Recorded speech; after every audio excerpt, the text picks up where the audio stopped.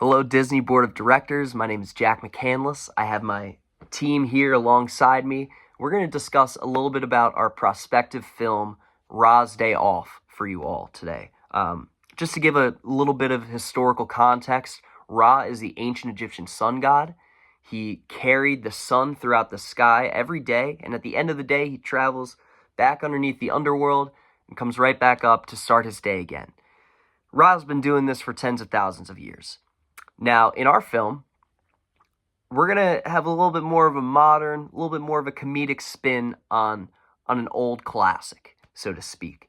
We'll start off the film with a little montage almost, going through the daily routine of Ra, what his everyday life looks like. But as we start to ease out of the credits and ease into the movie, we start to understand that Ra is unfulfilled with his position at the time. He feels unmotivated. He feels like that appreciation for him through worship, through sacrifice, has been generally lost over the years. So he thinks to himself, I need a day off. I need to just take a day. I'll go down to earth, and I'm going to mingle with the mortals. I'm going to bask in the fruits of my labor. So the big day comes. Ra works his way on down to Heliopolis. This is the main city that worships the sun god in ancient Egypt. So he gets in his solar bark, or his sunboat, and he travels on down to Earth. Now, when he gets to town, he's expecting, parades. He's expecting flowers. He's expecting an outpouring of love, because Ra thinks he's a celebrity, and to an extent, he is. The only thing is, no one knows what Ra really looks like down in Heliopolis. They can only see him from afar. So early in the morning, it's still dark. The citizens of Heliopolis are starting to scramble out of their houses in a little bit of a panic. Where's the sun? Where's our sunlight? Did we not make the correct sacrifices to Ra?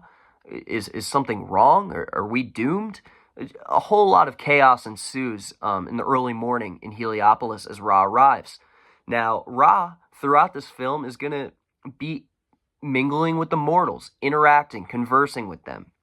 He wants to gather their perspective on the day without the sun. And he starts to realize how important his work is and how loved he is for it within Heliopolis. Something he didn't feel in the sky. Something he had to come to terms with being boots on the ground on Earth. Now, throughout this day of chaos, a dark day, mind you, because the sun will not reach the sky if Ra is on Earth.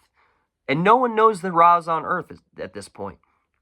Eventually, our pharaoh, Horus, in the town of Heliopolis, city of Heliopolis, Horus holds almost a town hall in the dark. It's torch lit, and he gathers everyone and he reaffirms them. Today's a dark day, but light is coming. Light is ahead. All the essentials that you want to hear if you're living in Heliopolis and you just spent the day without your only source of natural light.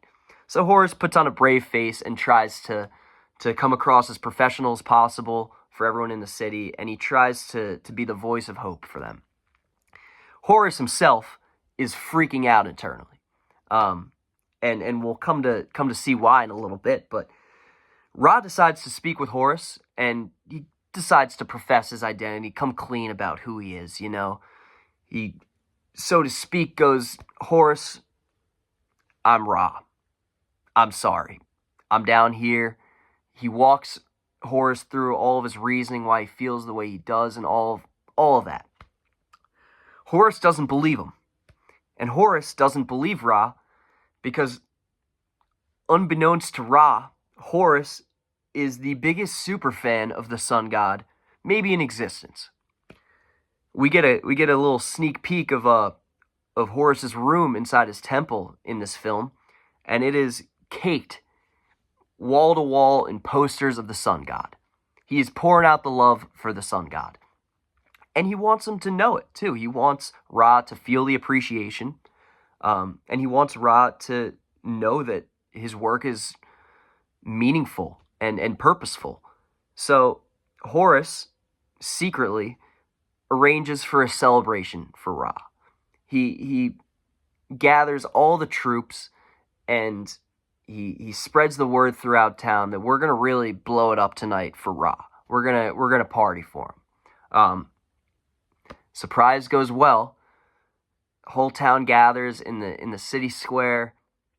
We're partying for Ra tonight. It's fun. Everyone's having a good time. Ra feels appreciated. The people in the city feel safe. They're partying with a god. Things couldn't be going much better on Heliopolis. And to keep it brief and to keep it short, our story doesn't end far from now. Ra and Horus go through a little bit of a emotional and sensitive conversation where they both profess how much respect they have for each other, and their roles, and how much they'll be supporting each other going forward. It's a really beautiful exchange between Ra and his biggest fan here.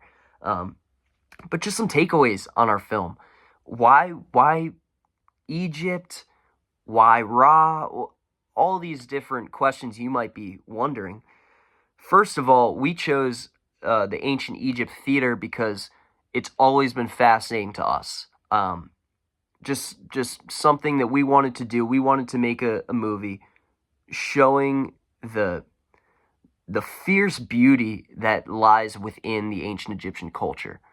Whether it's through their rituals and their sacrifices, their temples, there's a lot of beauty to be found. Now, we're all aware that Disney already made an Egyptian movie. It's called The Prince of Egypt.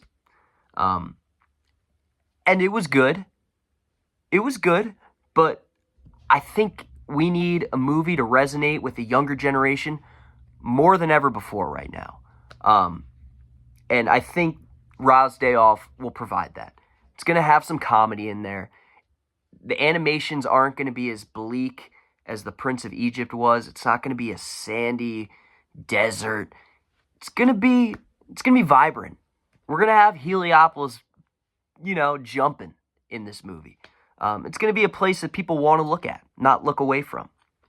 But not to go off on too much of a tangent about the general aesthetics of our film, the main purpose of this film is to teach some very important lessons. Lessons of hard work, lessons of respect and support, and lessons of discipline, consistent discipline. These are all facets of our lives that we feel have been lost within the last decade or so. People aren't talking to each other as much. More people are getting burnt out with work. People don't work the same that they used to, say, before COVID-19 took over the country. There's a lot of lost art in being kind to other people and showing up for other people and being motivated to show up for other people and do good for others. And that, at the core, is the very heart of our film. We hope you enjoy it. We hope to see it in theaters soon.